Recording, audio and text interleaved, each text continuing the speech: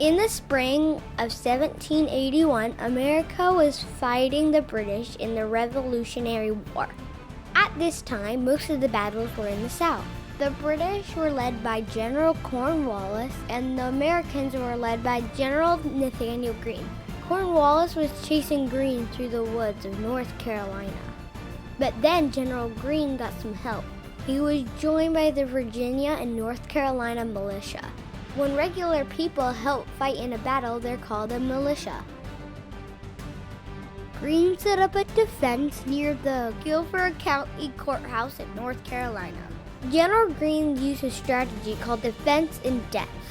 When you defend a position with many different layers of defense, it's called defense in depth. This strategy wasn't common at the time, but the Americans recently had success with it at the Battle of Cowpens. At Guilford Courthouse, Greene sent the North Carolina militia up front. Behind them were the more experienced Virginia militia, and the American army was in the back. Cornwallis thought he could destroy Greene's army easily, so on March 15th, the British attacked.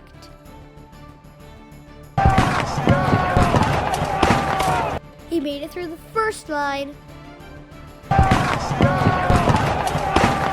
Then they made it through the second, but his army was struggling to defeat the third line. Cornwallis ordered his men to shoot cannon fire into the battle, even though it hurt many of his own men. The American army could no longer hold off the British and escaped to Virginia. Sometimes you may win a fight, but you get hurt so badly that winning wasn't worth it. This is called a Pyrrhic victory.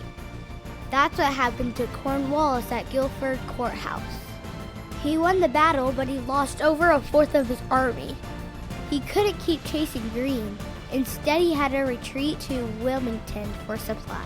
He then went to Yorktown, only to be defeated by Washington the next fall. Let's go visit the park. At the visitor center, we started by watching a movie about the battle. In the museum, we learned about different uniforms. Here you can see the uniforms of the British soldiers, American soldiers, and the American militia.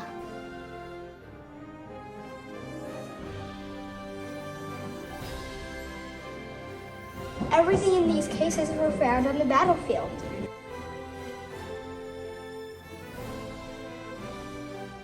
This is called a grape shot, and it's full with lots of mini cannonballs in one.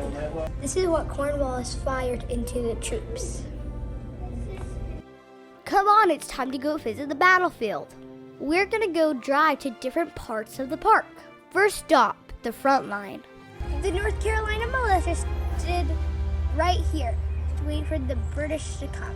They were really scared, but General Greene said you only have to fire 2 shots and then you can run. Then you can run. Now on to the second line. The British army came through these trees. Please. And they also broke through the Virginia militia, which was right here. A book. Be singing me with the right here. Now the third line of defense. Here, the third line, where British met the American army.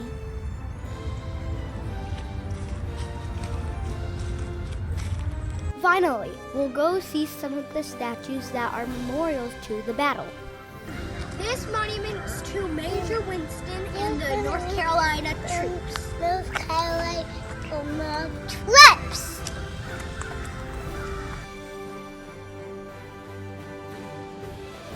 Here's a statue of General Nathaniel Greene. Cornwallis said Greene was as dangerous as Washington. Though he lost the battle, he severely damaged the British army and forced Cornwallis to retreat. This battle thus became the beginning of the end of the Revolutionary War. From these grounds, a new dawn was breaking over a new country.